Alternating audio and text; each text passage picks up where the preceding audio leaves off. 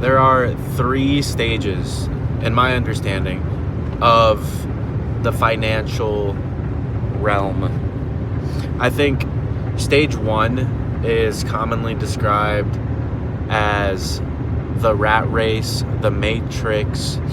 If you're in stage 1, you are a wagee. That means you work for a wage, a salary. You have student loans, medical bills, car loans, you have a mortgage, and you're living paycheck to paycheck, essentially, maybe with a little wiggle room to take a trip every now and then, buy some new clothes every now and then, go out to eat to a nice restaurant every now and then. But typically you use like the majority of your income for your expenses.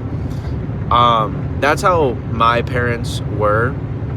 That's how I've been raised my whole life. I'm sure that's how 90% of you have been, brought up, or maybe that's just my worldview or perspective, that I think that it's 90 or 80%, whatever. But there's also a stage 2, and stage 2, the prerequisites to classify in stage 2 is financial freedom. So having way more income, like 9 times 5, or at least like 5 times the amount of income as you have expenses.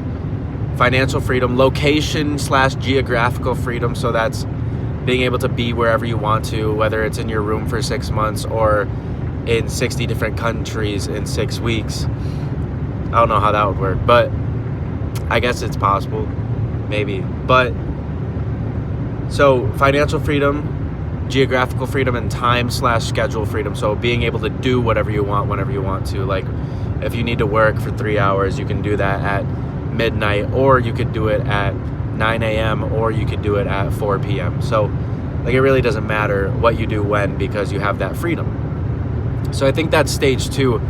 And stage 3 I like to try to think about, but I don't think I can even grasp or comprehend what stage 3 could be financially.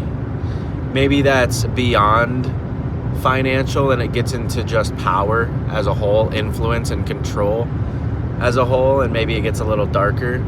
But maybe it's bright somehow, and maybe I could figure out what the brightness would be if I were to exist in stage 2 for a little longer. But I think it's like anything.